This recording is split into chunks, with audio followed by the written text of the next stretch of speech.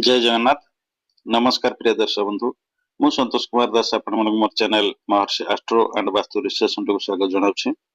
दर्शक बंधु, गत एपिसोड में मिथुन लग्न विषय आलोचना करथिले। आज एपिसोड में कर्कट लग्न विषय आलोचना करबा। कर्कट लग्न रे जन्मित व्यक्ति मानकर 2026 मसीहा किभଳି रहबो कि सुफल सुप्रद से विषय में आलोचना करबा।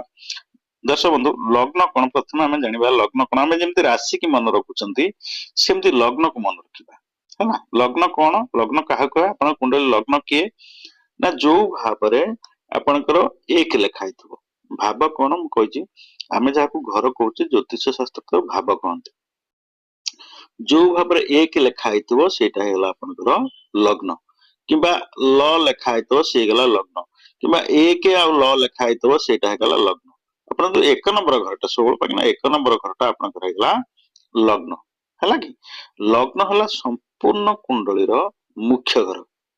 बुझिपारे कि ये जो 12टा घर रहा 1 ठार 12 पर्यटन 12टा घर लग्न हो गला आप कुंडली मुख्य घर एवं लग्नर मालिक होगा आपंकर लग्नाधिपति सी हूँ कुंडली मुख्य मोस्ट सपोर्टिंग प्लानेट आप सब पावरफुल प्लानेट सी आपण मोस्ट सपोर्टिंग सबुठारु आपणकर जहाँ कहते प्रबल जोगकारक ग्रह हेले आपनकर लग्नाधिपति।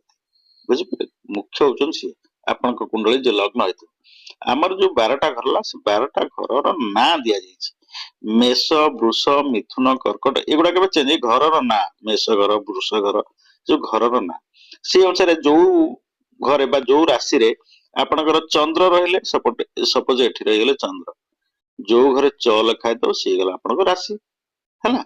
ये है आपनकर राशि बुझीला। ये है जो घरे एक लिखाए तो सेटा है आपनकर लग्न बा ल लिखाए तो कि एक ल दीटा गला सी गला आपनकर लग्न। आपण तो जानि पर लग्न आपण कुंडली आपण लग्न जानि परिबे।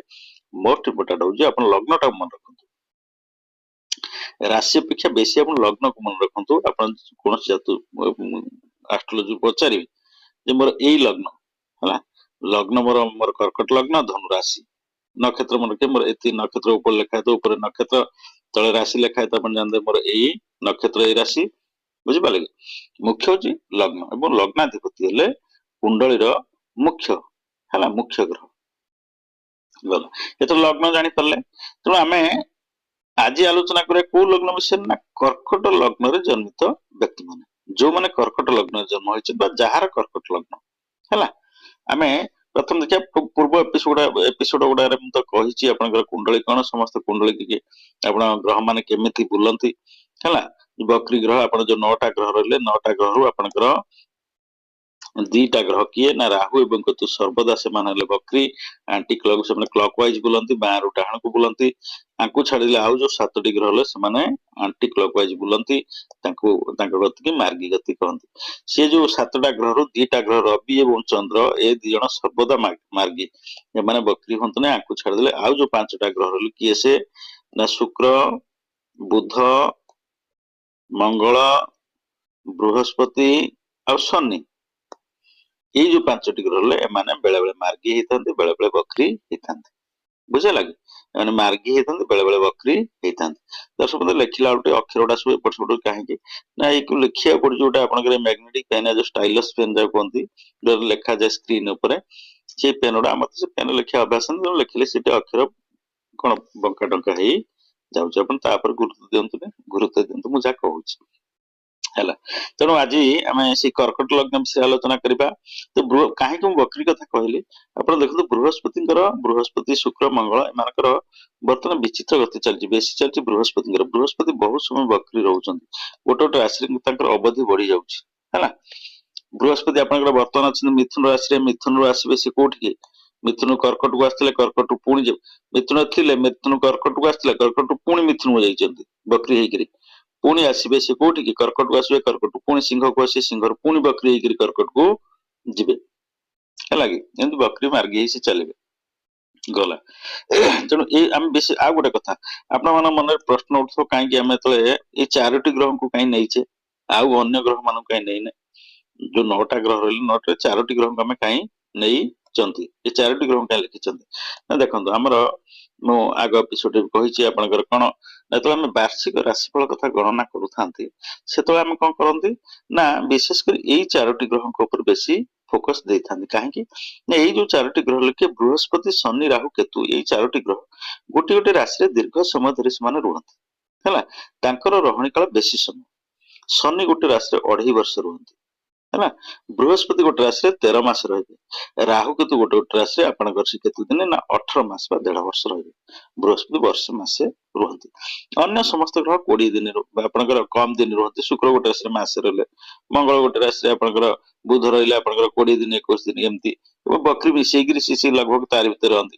ଆପଣଙ୍କର ଚନ୍ଦ୍ର ରହିବେ 2.5 ଦିନ। ତେଣୁ ଏଇଗୁଡା ଛୋଟିଆ ଛୋଟିଆ ନା 2.5 ଦିନ 2.5 ଦିନ ଚନ୍ଦ୍ର ଗୋଟେ ରାଶି ପରିକ୍ରମା କରିବାକୁ ତାଙ୍କୁ ଲାଗିଯିବ ମାସେ ହେଲା। ତେଣୁ 2.5 ଦିନ ତାକୁ ନେଇ ବାର୍ଷିକ ରାଶି ଫଳ, ଯୋଉ ବାର୍ଷିକ ଲଗ୍ନ ଫଳ ବା ବାର୍ଷିକ ଫଳ ଆମେ ଗଣନା କଲା ବେଳେ ବହୁତ ସମୟ ଲାଗେ। ସେଥିପାଇଁ ବେଶୀ ଆମେ ଫୋକସ ଯୋଉ 4ଟି ଗ୍ରହ ରହିଲେ ସେ 4ଟି ଗ୍ରହଙ୍କ ଉପରେ ଆମେ ବେଶୀ ଫୋକସ ଦେଇଥାନ୍ତି। ବେଶୀ ସେମାନଙ୍କୁ ଏଇ 4ଟି ଗ୍ରହଙ୍କୁ ନେଇଥାନ୍ତି। ତାଙ୍କ ସାଙ୍ଗେ ସାଙ୍ଗେ କାହାକୁ ନେଇଥାନ୍ତି ନା ଲଗ୍ନାଧିପତି। ଲଗ୍ନ ଆମେ ଜାଣିଛେ ଲଗ୍ନାଧିପତି ହଉଛନ୍ତି କୁଣ୍ଡଳୀର ମୁଖ୍ୟ। ଲଗ୍ନାଧିପତି ହଉଛି ବ୍ୟକ୍ତିର ମୁଖ୍ୟ ସପୋର୍ଟିଂ ପ୍ଲାନେଟ ହେଲା। ମୁଖ୍ୟ ଯୋଗକାରକ ଗ୍ରହ, ପ୍ରବଳ ଯୋଗକାରକ ଗ୍ରହ ଲଗ୍ନାଧିପତି। ବୁଝିପାରିଲେ କି? ସେ ଯଦି ଭଲ ଜାଗାରେ ବସିଥିବେ, ଯୋଉ ଜାଗାରେ ବସିଥିବେ, ଆପଣ ଯଦି ଲଗ୍ନରେ ବସିଲେ ଆପଣ ବହୁତ ଶକ୍ତିଶାଳୀ କରନ୍ତି। ଯଦି ଆପଣଙ୍କର ଯଦି ଗୋଟେ ଆପଣ ଦୁସ୍ଥାନରେ ବସିଥାନ୍ତି, ଖରାପ ଜାଗାରେ 6, 8, 12ରେ ବସିଥାନ୍ତି, ଯଦି ଅଷ୍ଟମରେ ବସିଥାନ୍ତି ଆପଣ ଦୁର୍ଘଟଣା ବଞ୍ଚେଇ ଦେବେ। ଆପଣ ଯଦି ଷଷ୍ଠ ଭାବରେ ବସିଲେ ଆପଣଙ୍କ ଦୁରାରୋଗ୍ୟ ଯୋଉଗୁଡା ଅଷ୍ଟମରେ ଦୁରାରୋଗ୍ୟ ବଡ ବଡ କଠିନ ରୋଗ ତା ଦେହରୁ ଆପଣଙ୍କୁ ସିଏ ଉପକାର ଦିଆଇବେ।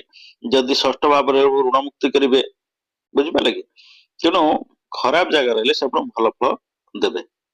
ଲଗ୍ନାଧିପତିଙ୍କର ଏଇଟା ଭଲ ଜାଗାରେ ଯେ ଭାଗ୍ୟଘର ଲଗ୍ନାଧିପତି ଗୋଟେ କୁଣ୍ଡଳୀ ଦେଖିବା ଆପଣ ଯାହାର ଲଗ୍ନାଧିପତି ଭାଗ୍ୟଘର ଅଛି, ଭାଗ୍ୟାଧିପତି ଲଗ୍ନକୁ ଅଛି, ଏଇ କୁଣ୍ଡଳୀ ସବୁଠାରୁ ଟାଣ କୁଣ୍ଡଳୀ ହେଲା କି? ଯଦି ଲଗ୍ନାଧିପତି ଭାଗ୍ୟ ଘରେ ଯାଇ ବସିଲା କି ଭାଗ୍ୟାଧିପତି ଲଗ୍ନ ଘରେ ବସିଲା, ସପୋଜ ଲଗ୍ନାଧିପତି ଚତୁର୍ଥ ରହିଲା, ନିଶ୍ଚିତ ଭାବେ ଦେଖିବା ଯାହାର ଲଗ୍ନାଧିପତି ଚତୁର୍ଥରେ ଅଛି, କୌଣସି ପାପ ଗ୍ରହ ଦ୍ୱାରା ପୀଡିତ ନାହିଁ, ସିଏ ଲୋକ ଯାନବାହନ ଗାଡି ଗୁଡା ବହୁତ କରିବ।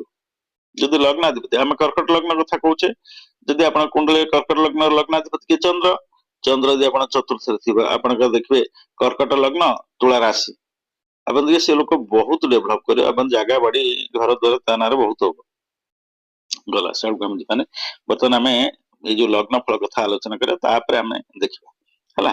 ତେଣୁ ବର୍ତ୍ତମାନ ଗ୍ରହ ମାନଙ୍କ ସ୍ଥିତି ଅନୁସାରେ କଣ ନା କର୍କଟ ଲଗ୍ନ ବ୍ୟକ୍ତି ମାନଙ୍କର ବୃହସ୍ପତି ରହିଲେ କୋଉଠି ଦ୍ୱାଦଶ ଭାବରେ। ବୁଝିପାରିଲେ କି? ଦ୍ୱାଦଶ ଭାବରେ ବୃହସ୍ପତି ରହିଲେ ଆପଣ ମାନେ ଦେଖନ୍ତୁ, ଦ୍ୱାଦଶ ଭାବରେ ରହିଲେ ଏବଂ ପାପ ଦୃଷ୍ଟିରେ କାହାର ନା ରାହୁ ଦ୍ଵାରା ପୀଡିତ ରହିଲେ। ରାହୁ ରହିଲା ଆପଣଙ୍କର ରାହୁ ଦେଖିଲା ଆପଣଙ୍କର ପଞ୍ଚମ ଦୃଷ୍ଟି ବୃହସ୍ପତି। ରାହୁ କେତୁ ବୃହସ୍ପତି ଯୋଉ 3 ଜଣ ରହିଲେ, ରାହୁ କେତୁ ଏବଂ ବୃହସ୍ପତି, ଏ 3 ଜଣଙ୍କର ସମାନ ଦୃଷ୍ଟି 7, 5, 9।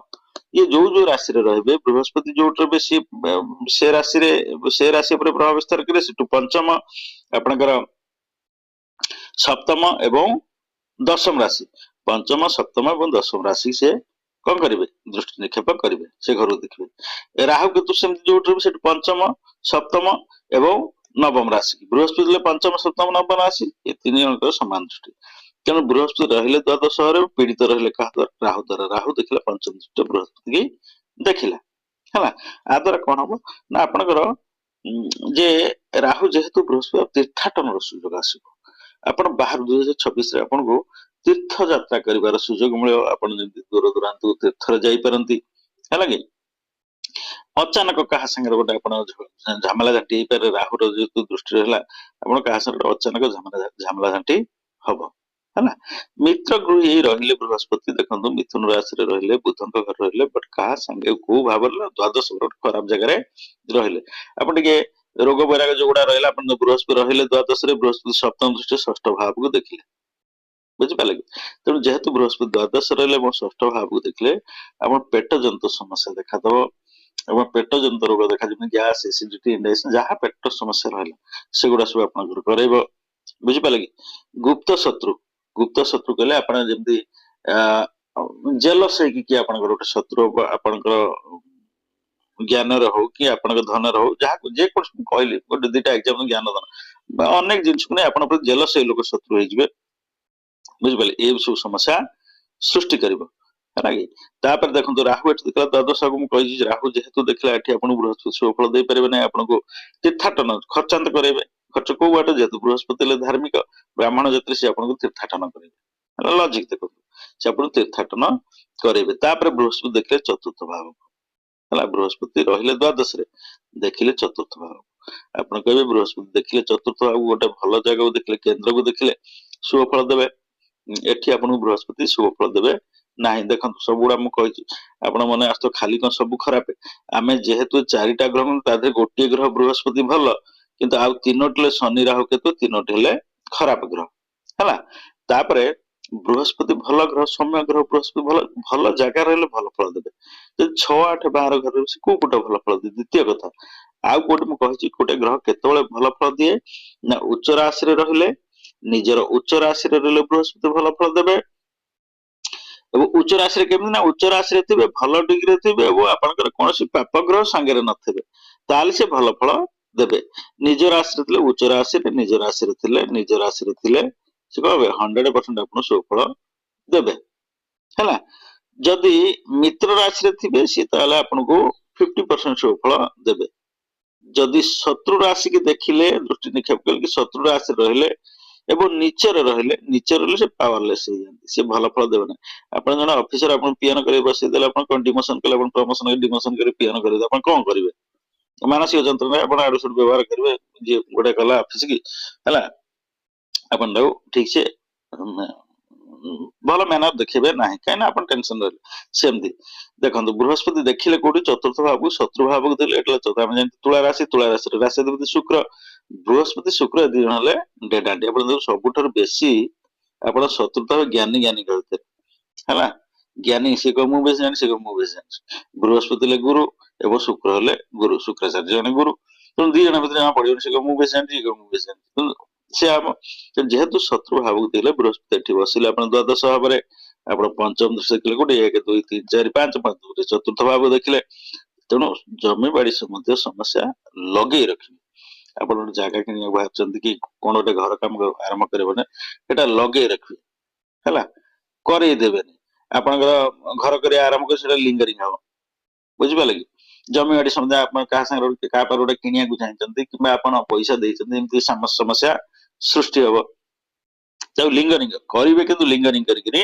करिवे हला काहे ना देखंतु राहु एटी बृहस्पति ले राहु आपनकर मु कहि राहु कर तीनटा दृष्टि राहु देखला नवम दृष्टि को चतुर्थ भाव हला राहु एटी लला राहु नवम दृष्टि चतुर्थ भाव को देखला एटी भी आपन समस्या सृष्टि करबे ए भाव कथा हम विचार करले तापर हम देखिया नवम दृष्टि बृहस्पति को अष्टम भाव को देखला हला नवम दृष्टि अष्टम भाव को बृहस्पति देखले बृहस्पति अष्टम भाव दिन राहु रहिला अष्टम रे तेनु कर्कट लग्नर व्यक्ति मान टिके खाद्यपेय ए सतर्कता अवलंबन करंतु कहीं ना बृहस्पति आप भावुं बृहस्पति शुभ दृष्टि अच्छी निश्चिंत भल फल मिल बृहस्पति शुभ दृष्टि अच्छी कि भाव है अष्टम भाव है कुंभ राशि शनिकर ये जगह राहु आसिला अचानक पेट आप पेट पेन हम पेट जंत्रणा पेट किसी समस्या सृष्टि हम आप हस्पिटालाइज हे हस्पिटाल दौड़े है कि आइदर पेटे स्टोन फोन आसू जदि मंगल ये रहीगला आपंकर पेटे स्टोन कि मंगल दृष्टि रहा आपंकर पेटे स्टोन फोन हमार पॉसिबिलिटी बाहर तेणु ये सब समस्या पेट जनित समस्या आप देखा दो कौ जाए मुझे मे मास जाए आपंकर जून मास जाए है मे लास्ट जाए ये सब समस्या देखा कहीं बृहस्पति घर को आसना आम बर्तमान स्थिति कथा आलोचना मे मास जाए आलोचना कर राहु केतु आसना मे पर आ गोटे फल हम जेहेतु से भाव परिवर्तन कला फल अलग बुझिपारे कि तापर देखो राहु रहा राहु आम पंचम भाव दृष्टि कथा विचार कले राहु सप्तम दृष्टि केतु देखला द्वितीय भाव राहु देखला है तेणु परिवार समस्या सृष्टि हो धनर समस्या देखादब पैसार अभाव देखादब जेहेतु राहु आप द्वितीय भाव अचानक खर्च आसी आप पहुंचब अचानक कह देह मुंड खराब आप गोटे एग्जांपल दौर देह मुंड खराब कार गोटे आपंकर बाहर निमंत्रण पुण्य पर्वला आप खर्च हे है यही सब समस्या आपंकर देखा पैसार टे तंगी पैसा टे स्कार्सिटी देखा आप जेहेतु राहु आप सप्तम धन भाव देखला परिवार टे मनमालिन्यता सांग साथी मनमालिन्यता सृष्टि हम है कि राहु देखला नवम से चतुर्थ हम कहली राहु कथा विचार कली ଆପଣଙ୍କର ବୃହସ୍ପତି ଦେଖିଲେ ପଞ୍ଚମରେ, ରାହୁ ଦେଖିଲେ ଆପଣଙ୍କର ନବମ ଦୃଷ୍ଟିରେ। ତାପରେ ଆମେ ଆସିବା କେତୁ କଥା। କେତୁ ଆପଣଙ୍କର ଅଷ୍ଟମ ଭାବ ଦେଖିଲା। କେତୁ ଯେହେତୁ ଅଷ୍ଟମ ଭାବଟାକୁ ଦେଖିଲା, କେତୁ ରହିଲା ଦ୍ୱିତୀୟରେ, ଅଷ୍ଟମ ଭାବ ଦେଖିଲା, ଟିକେ ଆପଣ ପରିବାର ବ୍ୟକ୍ତି ମାନଙ୍କ ପରିବାର କୌଣସି ବ୍ୟକ୍ତିକା ରିଲେଟିଭସ୍ କିଏ ହୁଏତ କୌଣସି ଦୁଃଖ ଖବର ଆପଣ ଶୁଣିପାରନ୍ତି, ଯେହେତୁ କେତୁଙ୍କର ଦୃଷ୍ଟି ଅଷ୍ଟମ ଭାବଟା ରହିଲା ହେଲା। ତେଣୁ ତାପରେ ଦେଖିବା କେତୁ ପଞ୍ଚମ ଦୃଷ୍ଟି ଷଷ୍ଠ ଭାବ ଦେଖିଲା। ମୁଁ କହିଲି ବୃହସ୍ପତି ଦେଖିଲେ ଆପଣ ଷଷ୍ଠ ଭାବକୁ, କେତୁ ଦେଖିଲା ଷଷ୍ଠ, ପେଟ ଜନିତ ସମସ୍ୟା ନିଶ୍ଚିନ୍ତ ହବ, ଏସିଡିଟି, ଇଣ୍ଡାଇଜେସନ ଏସବୁ ନିଶ୍ଚିନ୍ତ ହବ ଏବଂ ଶତ୍ରୁତା ରହିବ। ତାପରେ ଆପଣଙ୍କର କେତୁ ଦେଖିଲା କର୍ମ ଭାବକୁ, ଆପଣଙ୍କର ନବମ ଦୃଷ୍ଟି ଦେଖିଲା। ତେଣୁ ଆପଣଙ୍କର କର୍କଟ ଲଗ୍ନ ବ୍ୟକ୍ତି ମାନେ ପ୍ରମୋସନ କିମ୍ବା ସ୍ଥାନ ପରିବର୍ତ୍ତନ ଏସବୁ ହବାର ପସିବିଲିଟି ଅଛି ଏବଂ ଆପଣ ଟ୍ରାନ୍ସଫର ଏସବୁ ହବାର, ଯୋଉମାନେ ଜବ୍ କରୁଛନ୍ତି, ଯୋଉମାନେ ସର୍ଭିସ କରୁଛନ୍ତି, ସେମାନଙ୍କୁ ଏସବୁ ଆସିବ, ପ୍ରମୋସନ ହବାର ପସିବିଲିଟି ଅଛି। ପ୍ଲେସ୍ ଚେଞ୍ଜ, ଗୋଟେ ସିଟ୍ ଆଉ ଗୋଟେ ସିଟ୍ ଆପଣ ଯିବେ କିମ୍ବା ସ୍ଥାନ ପରିବର୍ତ୍ତନ, ଆପଣ ଟ୍ରାନ୍ସଫର ଗୋଟେ ଜାଗାରୁ ଆଉ ଗୋଟେ ଜାଗାକୁ ଟ୍ରାନ୍ସଫର ହବ। ଯେହେତୁ ଦେଖନ୍ତୁ ଚ ରାଶିକି ଦେଖିଲା, ଏଟା ଚ ସ୍ଥିର ଦ୍ୱାତ୍ରିଂଶ, ଚ ରାଶିକି ଦେଖିଲା ହେଲା। କେତୁ ଚ ରାଶିକି ଦେଖିଲା, ଚ ରାଶି ହଉଛି ଦଶମ ଭାବ କର୍କଟ ଲଗ୍ନ ଲୋକମାନଙ୍କ ପାଇଁ, ଏବଂ ଆପଣ ଟ୍ରାନ୍ସଫର ହବାର ପସିବିଲିଟି ବେଶୀ ଅଛି 2026 ରେ ହେଲା, ମେ ମାସ ଭିତରେ ଗଲା। ତାପରେ ଶନି କଥା ଦେଖିବା। ଶନି ଦେଖିଲେ କୋଉଠି ନା, ଶନି ବସିଲେ ଭାଗ୍ୟ ଭାବରେ। ଦେଖନ୍ତୁ ଶନି ଆପଣଙ୍କର ଭାଗ୍ୟ ଭାବରେ ବସିଲେ ହେଲା, ଯେହେତୁ ଭାଗ୍ୟ ଭାବରେ ବସିଲେ କର୍କଟ ଲଗ୍ନର ବ୍ୟକ୍ତି ମାନେ ହେଲା, ଶନି ଭାଗ୍ୟ ଭାବରେ ଯେତେବେଳେ ବସିଲେ, ଏଠି ଆପଣ ମେ ମାସ ପର୍ଯ୍ୟନ୍ତ ସମସ୍ତ କାମ ଆପଣ ଅଟକେଇକିରି ରଖିବ, ବୁଝିପାରିଲେ କି? ସମସ୍ତ କାମ। ବୃହସ୍ପତି ଆସିଲେ ଯାଇକିରି କର୍କଟ, ବୃହସ୍ପତି ଜୁନ ରେ ଆସିବେ। ବୃହସ୍ପତି ଆସିବେ କେବେ ନା 2 ଜୁନ 2026 କି ବୃହସ୍ପତି ପଳେଇ ଆସିବେ କର୍କଟ ରାଶିକି। ମେ ମାସକୁ କେତୁ ପଳେଇ ଯାଇଥିବ କର୍କଟ ରାଶିକି ମେ 3 ତାରିଖରେ। ରାହୁ ପଳେଇ ଆସିଥିବ କୁମ୍ଭରୁ ମକରକୁ ମେ 3 ତାରିଖ। ଦେଖନ୍ତୁ କେମିତି ହଉଛି, ରାହୁ ପଳେଇ ଆସିଲା ମେ ମାସ, ଆମେ ଗଣନା କଲେ ରାହୁ ପଳେଇ ଆସିଲା ଆପଣଙ୍କର କୁମ୍ଭରୁ ମୀନ ରାଶି ପଳେଇ ଆସିଲା ଆପଣଙ୍କର ସରି କୁମ୍ଭରୁ ମକର ରାଶିକି ପଳେଇ ଆସିଲା ଆପଣଙ୍କର ମେ ମାସରେ। କେତୁ ସିଂହରୁ କର୍କଟକୁ ପଳେଇଗଲା ମେ ମାସରେ ହେଲା କି। ତାପରେ ଜୁନ 2 ତାରିଖରେ ବୃହସ୍ପତି ଆସିଲେ, ଯୋଗ ଦେଲେ, ଆସି କୋଉଠି କର୍କଟ ରାଶି ନିଜର ଉଚ୍ଚ ରାଶିରେ ରହିଲେ। ଦେଖନ୍ତୁ ମୁଁ କହିଛି, ଆପଣ ବହୁତ ଗୁଡା ଦେଖୁଥିବେ ଇଏ ଯେ ପ୍ରେଡିକ୍ସନ ଦେଖୁଥିବେ ଭିଡିଓ, ବୃହସ୍ପତି ଉଚ୍ଚ ରହିଲେ ବହୁତ ଭଲ ଫଳ ଦେବେ। ଆପଣ ଦେଖନ୍ତୁ ଏଟା ଲଜିକାଲି, ଆପଣ ତ ବୃହସ୍ପତି ରହିଲେ କାହା ସାଙ୍ଗରେ, କେତୁ ସାଙ୍ଗରେ ରହିଲେ, କେତୁ ପଳେଇ ଆସିଲେଣି ଅଲରେଡି, କେତୁ ସାଙ୍ଗରେ ରହିଲେ, କେତୁ ମେ ମାସରେ, ବୃହସ୍ପତି ଜୁନରେ ଆସିଲେ। କେତୁ ରହିଲା, ରାହୁ ପୂର୍ଣ୍ଣ ଦୃଷ୍ଟି ସପ୍ତମ ଉଚ୍ଚ ବୃହସ୍ପତି, ଦି ଜଣ ଯାକ ଘେରିକି ରହିଲେ। କିଏ ସେ? ରାହୁ ଏବଂ କେତୁ ଦି ଜଣ ଯାକ ବୃହସ୍ପତି ଘେରିକି ରହିଲେ। ଗୁରୁଚଣ୍ଡାଳ ଦୋଷ ସୃଷ୍ଟି ହେଲା। ଏଠି କୋଉ ଫୁଟ ଶୁଭ ଫଳ ଦେବେ ହେଲା। ଦେଖନ୍ତୁ ବୃହସ୍ପତି ଆସିବେ 2 ଜୁନ 2026 କି ଏଠିକି ଆସିଲେ ହେଲା। ତାପରେ ବୃହସ୍ପତି ସିଂହ ରାଶିକି ଯିବେ। ମୁଁ କହିଛି ବୃହସ୍ପତି କିଛି ଦିନ ରହିକି ତାପରେ ସିଂହ ରାଶି ଯିବେ। 25 ଜାନୁଆରୀ 2026 ରେ ବକ୍ରି ହେଇ ପୁଣି କର୍କଟ ରାଶିରେ ପ୍ରବେଶ କରିବେ ହେଲା। ଜୁନ ଆସିବେ, 25 ଜାନୁଆରୀ ଯାଇ ବକ୍ରି ହେଇ କର୍କଟ ରାଶିକି ଆସିବେ ହେଲା। କର୍କଟ ରାଶିରେ ରହିବେ ନା 26 ଜୁନ 2027 ପର୍ଯ୍ୟନ୍ତ ରହିବେ, 25 ଜାନୁଆରୀ 26 ଜୁନ ଯାଏ। ତା ଭିତରେ ବୃହସ୍ପତି ଦେଖନ୍ତୁ ଗୁରୁ ପୁଣି ଏଠି ଅସ୍ତ ହେବେ 14 ଜୁଲାଇ 2026 ରୁ 12 ଅଗଷ୍ଟ 2026 ଭିତରେ। ଏଇ ଦିନଟା ଆମ ରବି ପ୍ରବେଶ କରିବେ। ମୁଁ ଗ୍ରହ ଅସ୍ତ ଉପରେ ବି ଗୋଟେ ଏପିସୋଡ କରିଛି, ଦେଖିବେ ଗ୍ରହ ଅସ୍ତ ହେଲେ କଣ କଣ ଫଳ ଦିଅନ୍ତି ଅସ୍ତ ଗ୍ରହ ହେଲା କି। ଯେହେତୁ ରବି ପ୍ରବେଶ କରିବେ, ବୃହସ୍ପତି ଅସ୍ତ ହେଲେ ହେଲା। ଦେଖନ୍ତୁ ଏଠି ବହୁତ ଗୁଡେ ଏଇ ସମୟ ଭିତରେ ରବି ଯେତେବେଳେ ପ୍ରବେଶ କରିବେ, ଏକରେ ରବି ଗୋଟେ ଗ୍ରହ ସମସ୍ତଙ୍କୁ ଅସ୍ତ କରିବେ, କେବଳ ରାହୁ କେତୁ ଅସ୍ତ କରିପାରିବେନି। ରବି ସମସ୍ତ ଗ୍ରହଙ୍କୁ ଅସ୍ତ କରନ୍ତି, ରାହୁ କେତୁ ରବିକି ଅସ୍ତ କରନ୍ତି ହେଲା। ଅସ୍ତ ମାନେ କଣ? ରବିଙ୍କ ତେଜରେ ସମସ୍ତେ ଅସ୍ତ ହେଇଯାଆନ୍ତି, ତାଙ୍କ ଆଲୁଅ ଆଗରେ ସମସ୍ତ ଆଲୁଅ ଛୋଟ ହେଇଯାଏ, ଅସ୍ତ ହେଇଯାଆନ୍ତି। ମାନେ ଗୋଟେ ବଡ ଆଲୁଅ ଆଗରେ ଆମେ ଯଦି ଗୋଟେ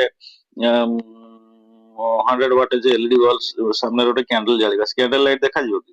ସେମିତି ରବିଙ୍କ ଆଲୋକରେ ସବୁ ଗୁଡା ଅସ୍ତ ହେଇଯାନ୍ତି, କେବଳ ରାହୁ କେତୁ ଦି ଜଣ ରବିକି ଅସ୍ତ। ଆମର ସୂର୍ଯ୍ୟ ଗ୍ରହଣ, ସୂର୍ଯ୍ୟ ପରାଗ କେମିତି, ଚନ୍ଦ୍ର ଗ୍ରହଣ କେମିତି ନା ରାହୁ କେତୁ ସୂର୍ଯ୍ୟଙ୍କୁ ଗିଳି ପକେଇଲେ କହନ୍ତି। ଆମର ତ ଜିଓଗ୍ରାଫିରେ ଆମେ ପଢିଛେ, ସୂର୍ଯ୍ୟ ଚନ୍ଦ୍ର ପୃଥିବୀ ଏମାନେ ଏକ ସରଳ ରେଖା ରହିଲେ, ସୂର୍ଯ୍ୟ ଏବଂ ପୃଥିବୀ ମଝିରେ ରାହୁକୁ କେତୁ କିଏ ରହିଗଲା, ବୁଝିପାରିଲେ କି?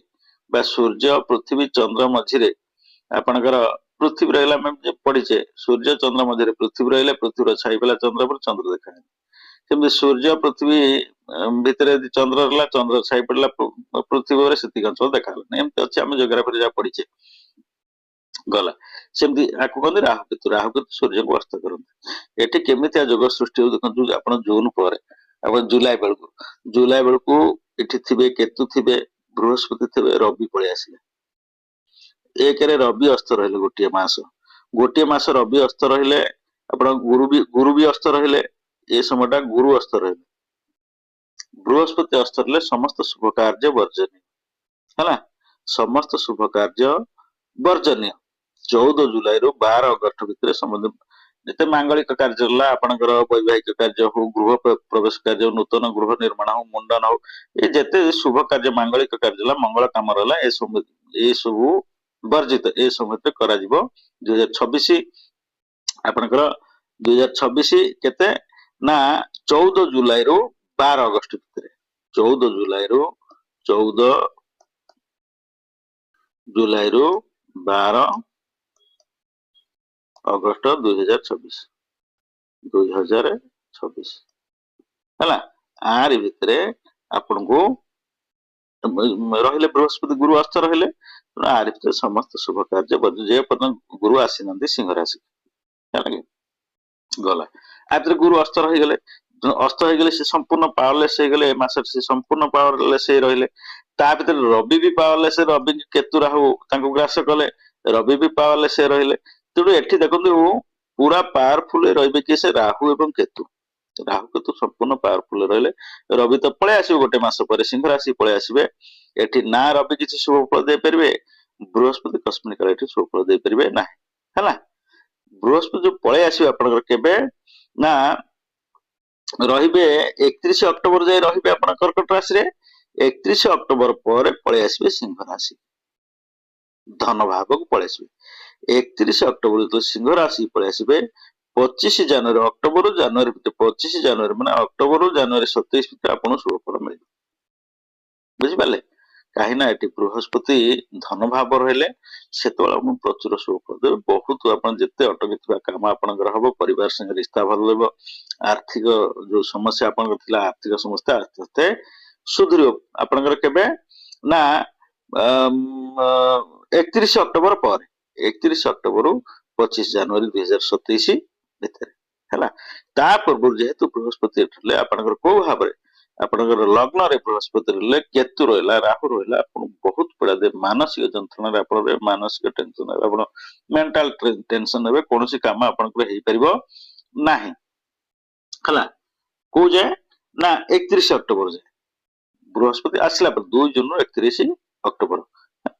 ଏଠି ଦେଖନ୍ତୁ ପରିବାର ସାଙ୍ଗରେ ଆପଣ ଦାମ୍ପତ୍ୟ ଜୀବନରେ କଳହ ସୃଷ୍ଟି ହେବ, ଦାମ୍ପତ୍ୟ ଜୀବନରେ ଆପଣଙ୍କ ସମସ୍ୟା ସୃଷ୍ଟି ହେବ। ଯେହେତୁ କେତୁ ଦେଖିଲା ସପ୍ତମ ଭାବ, ରାହୁ ବସିଲା ସପ୍ତମ ଭାବରେ, ଏବଂ ଆପଣ ଜାଣନ୍ତୁ ନିଶ୍ଚିନ୍ତ ଭାବରେ କପୁଲ୍ସ ଲାଇଫରେ ଆପଣ ଡିଷ୍ଟର୍ବାନ୍ସ ହବାଟା ଥାଏ ହେଲା। ଏବଂ ବୃହସ୍ପତି ଦୃଷ୍ଟି ଦେଲେ ବି, ବୃହସ୍ପତି ଏଠିକି ଦୃଷ୍ଟି ଦେଲେ ବି, ବୃହସ୍ପତି ଉଚ୍ଚରେ ରହିଲେ ବି, ଆପଣ ଦେଖନ୍ତୁ ରାହୁ ରହିଲେ ଆଗରେ ସପ୍ତମ ଭାବରେ, ତେଣୁ ଅଚାନକ ସମସ୍ୟା, ଅଚାନକ ଝଗଡା ଝାଟି, ଏସବୁ ସନ୍ଦେହ, ମନରେ ସନ୍ଦେହ ବୁଝିବ। କପୁଲ୍ସ ଲାଇଫରେ ବହୁତ ଡିଷ୍ଟର୍ବାନ୍ସ ସେମାନେ କରିବେ। ତେଣୁ ଦେଖନ୍ତୁ ଯୋଉ ଘରକୁ ବୃହସ୍ପତି ଦୃଷ୍ଟି ଦବ, ସେ ଘରକୁ କେତୁ ବି ଦୃଷ୍ଟି ଦବ। କାହିଁକି ନା ମୁଁ କହିଛି କେତୁ ବୃହସ୍ପତି ରାହୁ 3 ଜଣଙ୍କର 3ଟା ଦୃଷ୍ଟି, ସପ୍ତମ ପଞ୍ଚମ ନବମ। ତେଣୁ ପଞ୍ଚମ ଭାବକୁ ଦେଖିଲେ ବୃହସ୍ପତି, କେତୁ ଦେଖିଲା, ପିଲାମାନଙ୍କ ପାଇଁ ଆପଣ ଚିନ୍ତିତ ରହିବେ। ମୁଁ କହିଛି କୋଉ ଯାଏ 31 ଅକ୍ଟୋବର ଯାଏ, ତାପରେ ବୃହସ୍ପତି ପଳେଇ ଆସିବେ ସିଂହ ରାଶି, ଆପଣଙ୍କୁ ଶୁଭ ଫଳ ଦେବେ ହେଲା। ଆପଣଙ୍କର 2 ଜୁନରୁ 31 ଅକ୍ଟୋବର ଯାଏ ପିଲାମାନଙ୍କ ପାଇଁ ଆପଣ ଚିନ୍ତିତ ରହିବେ, ପିଲାମାନଙ୍କ ପାଇଁ ଆପଣ ଟିକେ ବହୁତ ମନସ୍ତାପ ରହିବେ। ତାପରେ ବୃହସ୍ପତି ସପ୍ତମ ଭାବକୁ ଦାମ୍ପତ୍ୟ ଜୀବନ କଥା କହିଲେ, ତାପରେ ନବମ ଭାବକୁ ବୃହସ୍ପତି ଦେଖିଲେ, କେତୁ ବି ଦେଖିଲା ହେଲା। ଏଇ ସମୟଟା ଆପଣଙ୍କ ପାଇଁ ଭଲ ରହିବ ନାହିଁ। କାହିଁକି ନା ଏଠି ବୃହସ୍ପତି ଦେଲେ, କେତୁ ଦେଲା, ଭାଗ୍ୟ ଭାବକୁ ଦେଖିଲା। ବାପାଙ୍କ ନେଇ କିଛି ନା କିଛି ଗୋଟେ ସମସ୍ୟା ସୃଷ୍ଟି ହେଇପାରେ, ହୁଏତ ବାପାଙ୍କ ସ୍ୱାସ୍ଥ୍ୟଗତ କାରଣ ପାଇଁ ହଉ, ଏସବୁ ପାଇଁ ବାପାଙ୍କ ପାଇଁ ନିଶ୍ଚିନ୍ତ ଭାବରେ କିଛି ନା କିଛି ଗୋଟେ ସମସ୍ୟା ସୃଷ୍ଟି ହେଇପାରେ। ଏବଂ ଆପଣଙ୍କର ନବମ ଭାବ ଥିଲା ପୂର୍ବ ଜନ୍ମର କର୍ମ। ଏଇ ସମୟ ଭିତରେ ଆପଣ ଯେହେତୁ 2ଟା ବାପ ଗ୍ରହଙ୍କ ଦୃଷ୍ଟିରେ, ଆପଣ ପୂର୍ବ ଜନ୍ମର ଯୋଉ କର୍ମ, ସେ ଅନୁସାରେ ଆପଣଙ୍କର ସବୁ ଭୋଗିବାର ଯୋଉ ଫଳ ଗୁଡା ଥିବ, ଏଇ ସମୟ ଭିତରେ ସେଗୁଡା ସବୁ ଭୋଗିବ ଆପଣ ହେଲା। ତାପରେ ଆପଣ ରାହୁ ଦେଖିଲା, ଆପଣ ଏଠିକି ଦେଖିଲା, ରାହୁ ପଞ୍ଚମ ଦୃଷ୍ଟି ଆପଣ କୋଉଠି ଦେଖିଲା, ଆପଣ ପଞ୍ଚମ ଦୃଷ୍ଟି ଏକାଦଶ ଭାବକୁ ଦେଖିଲା। आय आपणकर शिथिल कर आय आपणकर मंथर कर जे पर्यंत बृहस्पति आसीना कोटि की आप सिंह राशि धन भाव को आसीना 31 अक्टोबर पर आप 25 जनवरी 2036 पर बृहस्पति आसले शुक्ल तापर आप समस्या रहिबो। तो दर्शक बंधु उणाधिक आम कर्कट राशि विषय आलोचना कले सॉरी कर्कट लग्न कथा आलोचना कले कर्कट लग्न व्यक्ति मान किभଳି रहब 2026 मसीहा जदि आपण माने 2026 आपण किभଳି रहब की समस्या अछि किबा कोन शुभ फल अछि से सब जानिया पे आपण चाहउछंती तळे मोर नंबर दिया से नंबर मते कांटेक्ट करंतु से नंबर मो संग जोगाजोग करंतु जदि आपण न्यूमरोलॉजी अनुसार आपण फ्यूचर प्रेडिक्शन करबा चाहउछंती ताले मते नंबर कांटेक्ट करन जदि मोबाइल नंबर आपण मॉडिफाई करबा चाहउछंती नेम करेक्शन करबा चाहउछंती गाड़ी नंबर आपण लकी नंबर आपण बाछबा चाहउछंती हला कि ताले ए जो तळे मो नंबर से नंबर मते कांटेक्ट करंतु जदि वास्तु दोष घरे कौन वास्तु दोष अच्छी कि वास्तु प्रतिकार करने घर वास्तु देखते वास्तु दोष यदि घर गृह प्रवेश कले जापर से घर सब समस्या सृष्टि हम जदि घरे कौन वास्तु दोष अच्छी तार प्रतिकार ए नंबर मत जोगाजोग कर नुआ घर आप वास्तु अनुसार परफेक्ट वास्तु अनुसार आप चाहते नंबर मत कंटाक्ट करूँ। तो दर्शक बंधु आज एपिसोड आम कर्कट लग्न विषय आलोचना कले नेक्स्ट एपिसोड आम सिंह लग्न विषय आलोचना करवा 2026 मसीहा सिंह मुझे राशि और लग्न आम राशि एपिसोड सरी लग्न एपिसोड आम चलते तेणु सिंह राशि व्यक्ति मान 2026 मसीहा कि शुभ फल दब से विषय आम नेक्स्ट एपिसोड आलोचना करवा।